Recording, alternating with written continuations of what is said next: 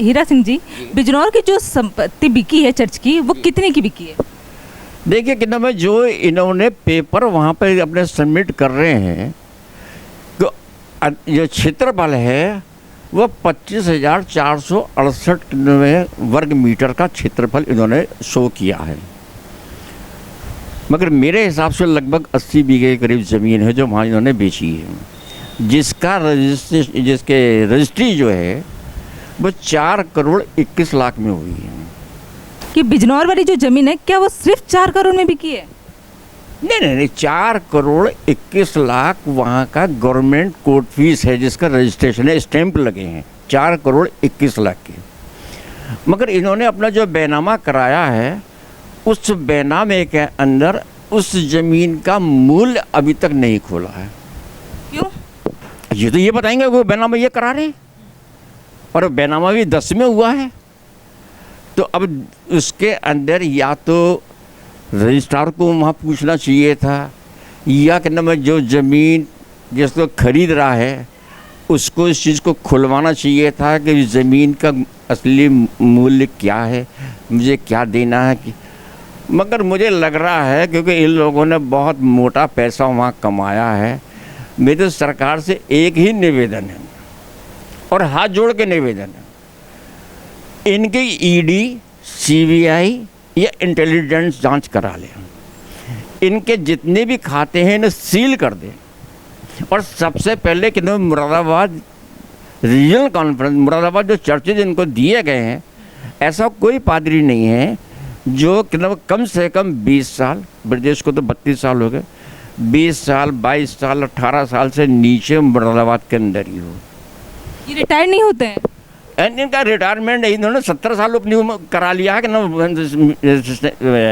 संस्था से करा लिया कि हम 70 साल की उम्र में रिटायर होंगे, हमारे लिए है क्या। अब ये 70 साल में ये रिटायर होंगे तो आने वाली जनरेशन कहाँ जाएगी?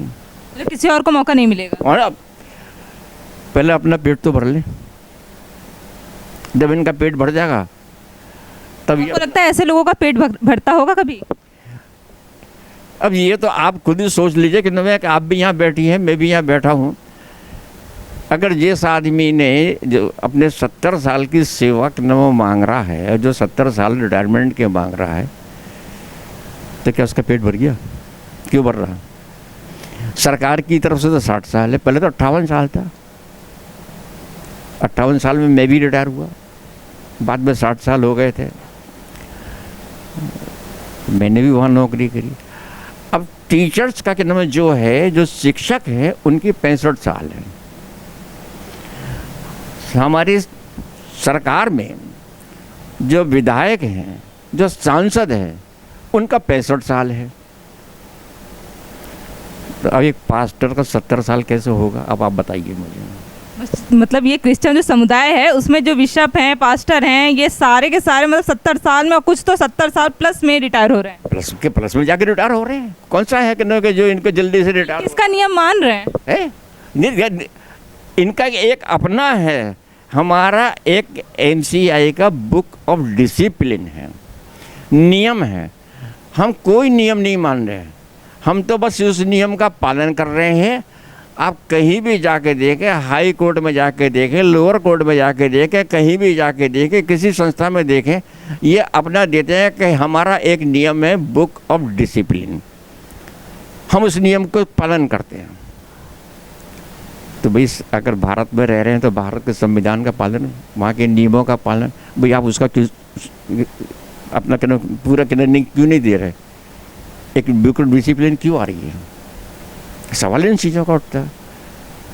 मैं दूंगा कि ऐसा नहीं है, मेरे पास में कोर्ट के आदेश हैं, इन्हीं की रेट में हैं, ये खुद ही लिख के दे रहे हैं कि हमारा एक संविधान है, बुक ऑफ डिसिप्लिन, जो हमारा है समाज के ऊपर। मगर एक आपसे निवेदन है, आप अपने टीवी चैनल के माध्यम से जरा इनसे ये मालूम कर लें कितने पादरियों को बुक ऑफ डिसिप्लिन याद है।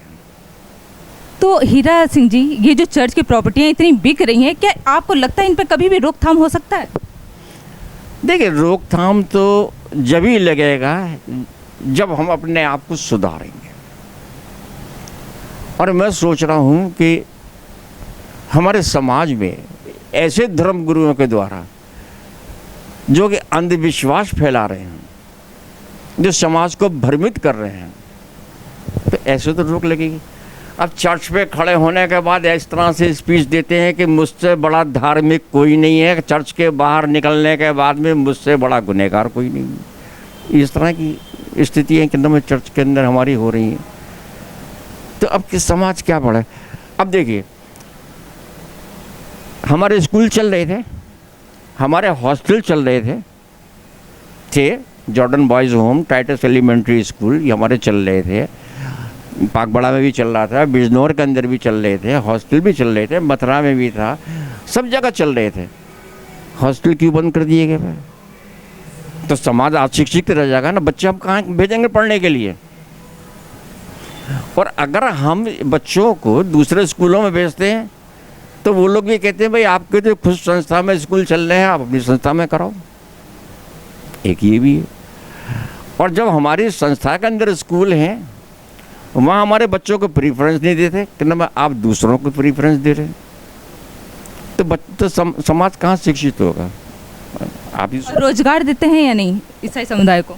नहीं, तो अब इसके लिए मैं क्या कहूँ, ये तो देश के खिलाफ हो जाएगा ना। अब इसके लिए कि सब ईसाई समुदाय, ईसाई जैसे ये मिशनरी वगैरह में जाते हैं, जो स्कूल हैं या जो हॉस्पिटल हैं, इन लोग में आपको मतलब ऐसा रोजगार वगैरह की व्यवस्था है युवाओं की? मुझे ये बताइए कि आप भी हैं, आप भी देख रही हैं, आपने पूरे प्रदेश के अंदर भ्रमण कर रहे हैं, यहाँ की स्थिति देख रहे हैं, कौन सा स्कूल में है, कौन सा हॉस्टल बचा है, कौन सा हॉस्पिटल। बरेली देख लीजिए, क्लैरसविन बेच दिया, तो मिशन का कहाँ रहा? तो हम कहाँ भेजें बच्चों को पढ़ने के लिए, कहाँ भेजें रोजगार के लिए?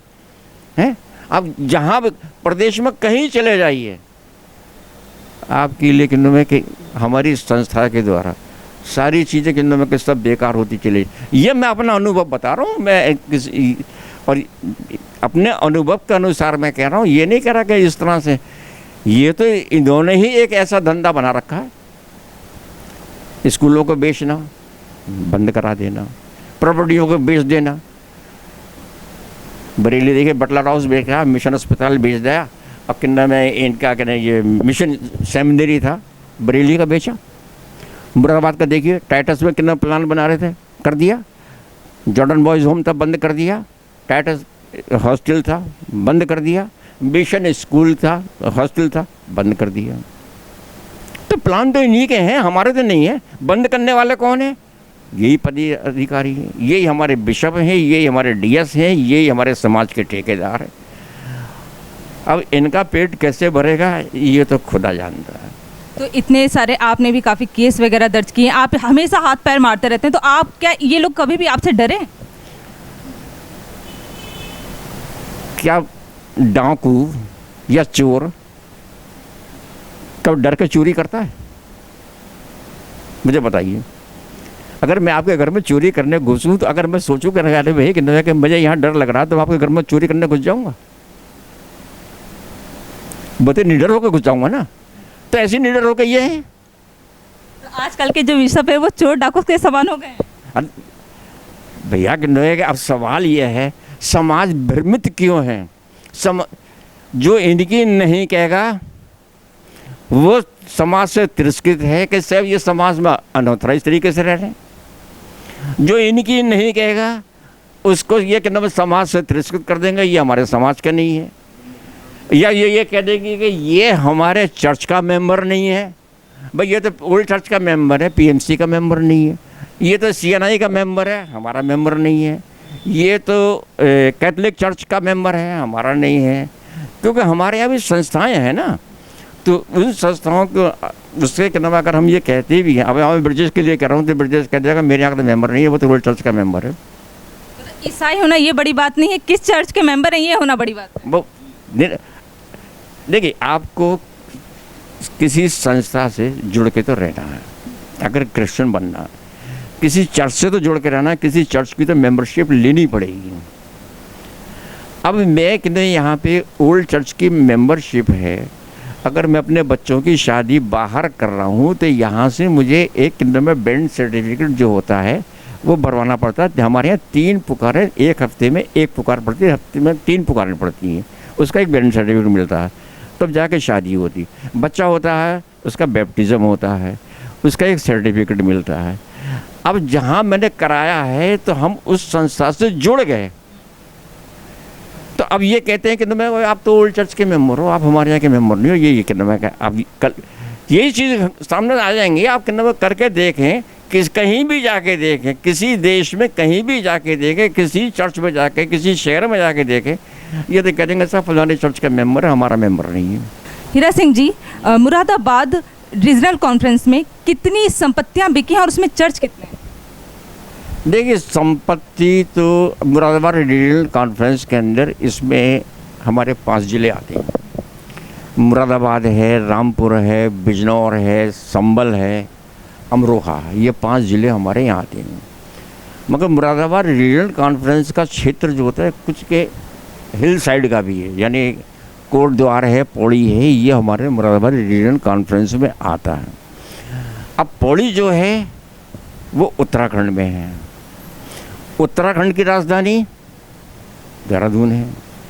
उत्तराखंड का हाई कोर्ट नैनीताल है, ठीक है ना। राजधानी देहरादून, जिला देहरादून हो गया। इधर आपका हाई कोर्ट नैनीताल हो गया। अब मुकदमा करने के लिए आदमी कहाँ जाएगा?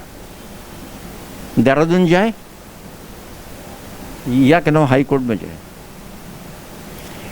उत्तर प्रदेश का निवासी हम मुरादाबाद के हैं,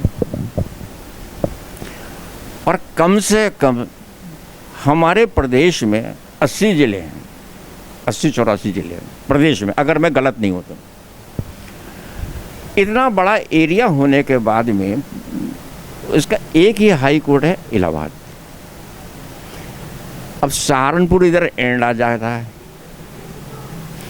उधर देवरिया फेवरिया आ जाता है पूरब में, इधर आगरा आ गया।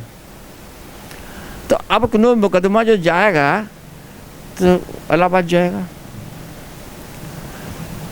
अब कोई आदमी यहाँ से इलाहाबाद तक जाएगा तो कितना पैसा लगेगा? इलाहाबाद में मुकदमा दायर करेगा तो वकीलों की फीस कितनी देगी?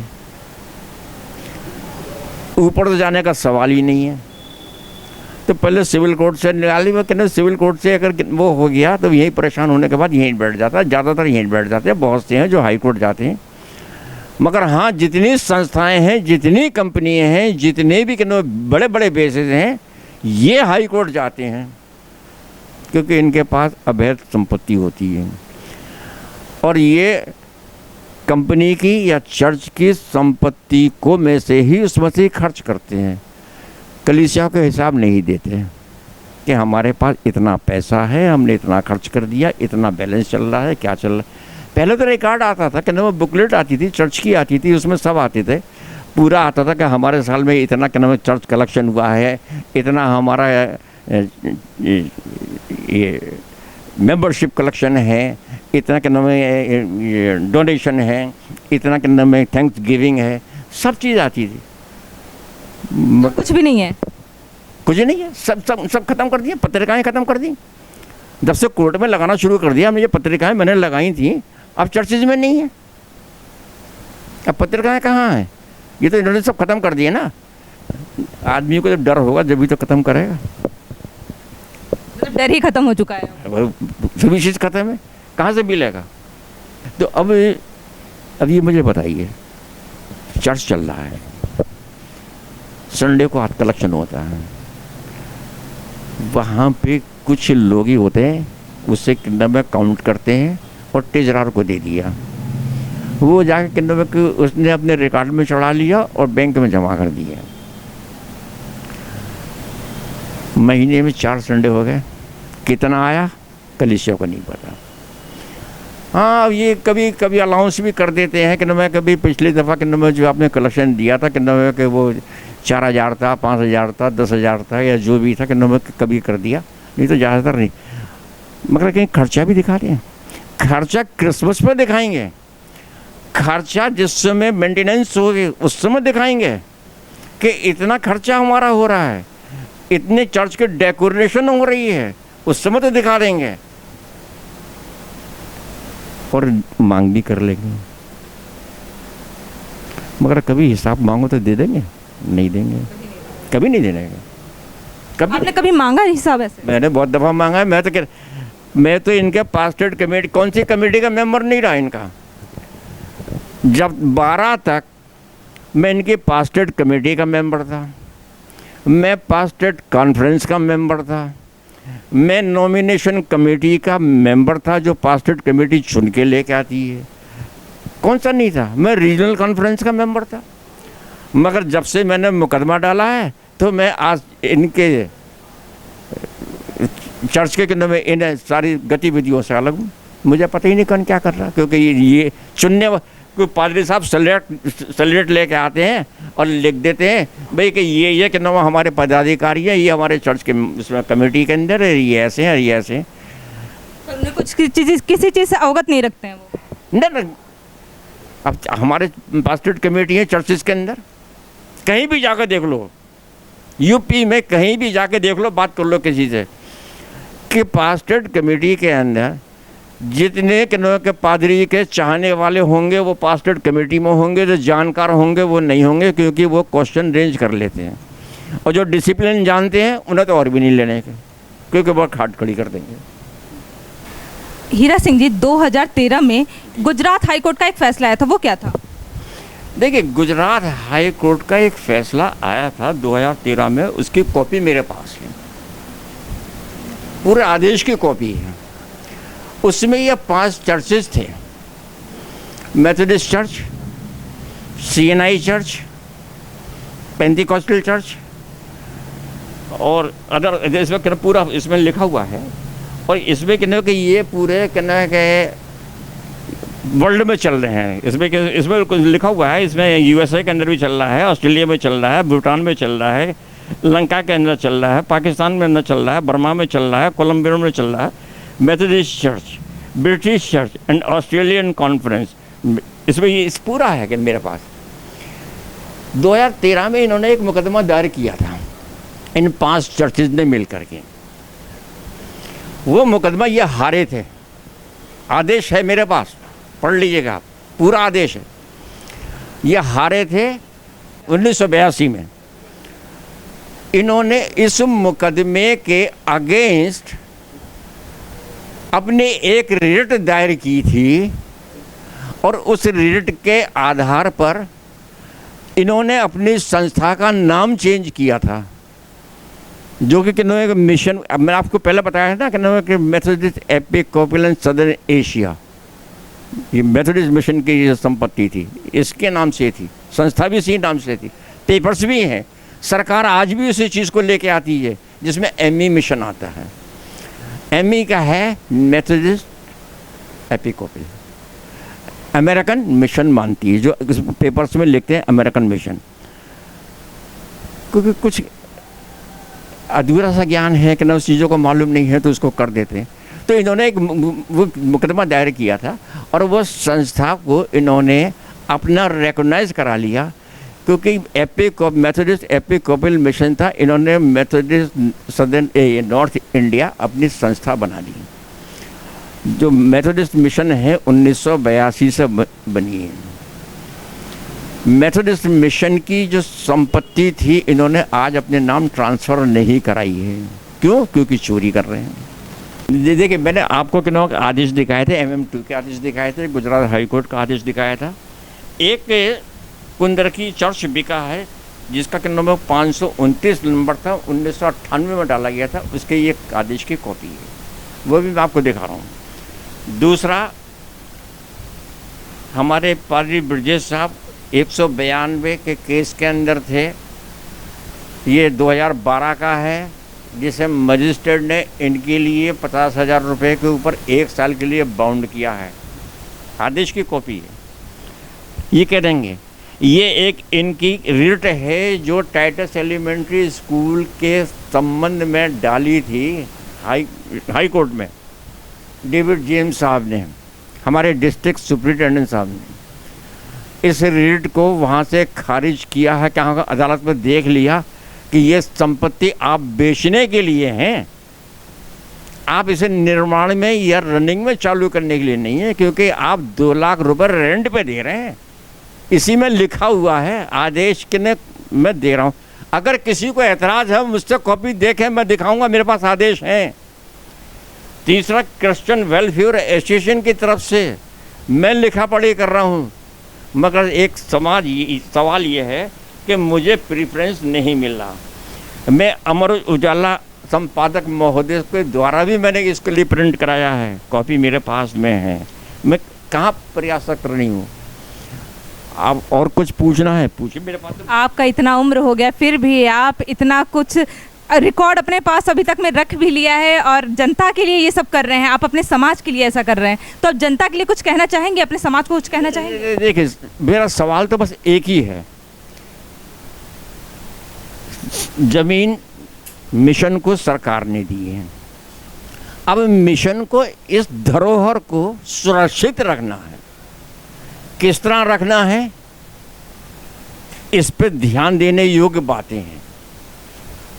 अगर कहीं कोई कॉन्फ्रेंस हो रही है, मीटिंग हो रही है, कहीं वो हो रहा है, तो समाज को सम्मिलित जरूर करना है ताकि समाज अवगत हो। ये नहीं है कि निर्णय चोरी छिपे हो गए, इस तरह से नहीं है, बाद में मुकदमे डालते फिरो। अब मुझ जैसा है, अब समझ लीजिए मैं 10,000 रुपये महीना अपनी पेंशन से मैंने इसमें लगाया है, सबूत जुटाए हैं, कैसे कैसे मैंने करे हैं, कैसे नकलें निकलवाई हैं, कैसे मैंने इनके पुराने कागज़ निकलवाए हैं। इनके पास तो पुराना कागज़ भी नहीं है, मैंने तो पुराने कागज़ हो के निकल। देखिए 468 नंबर लेटर है जॉर्डन बॉयज़ होम का 1860 का। J.S. मैक्सटन साहब कलेक्टर मुरादाबाद थे, जिन्होंने चार्ल्स अकरम साहब को और चार्ल्स अटरम साहब को ये ज़मीन 5 रुपये महीना 5 रुपये सालाना बतौर किराए पर दी गई थी, और 1 जनवरी को पैसा जमा करने के आदेश भी हैं। तो भाई आपने पैसा जमा किया नहीं किया? टाइटस स्कूल न्यूजल ज़मीन है, इसकी लीज जमा करने के लिए आदेश है, आपने किया नहीं किया। ओल्ड चर्च है, पैसा आपने दिया, जमा किया नहीं किया। पार्कर कॉलेज है इसका, मगर इन सब का एक क्षेत्र बना हुआ है जिसका में एक लिमिट भी है। अब ये एरिया वाइज तो मेरे पास में इसका पूरा क्षेत्र दिया गया है, क्योंकि गवर्नमेंट ने जो दी है पूरा एरिया करके दिया है। अब इन्हें ये नहीं पता कि मेरठ रेड कौन सी है, मुरादाबाद में मोहताज खाना कहाँ पर है, पूर्वी का अंदर साहब के कौन सी आबादी है, इन्हें यही नहीं पता पादरी साहब की कोठी कहाँ है, उसमें लिखा हुआ है कोठी पादरी साहब। अब इनसे पूछे पादरी साहब की कोठी कौन सी है, भाई बताओ, ये नहीं बता पाएंगे।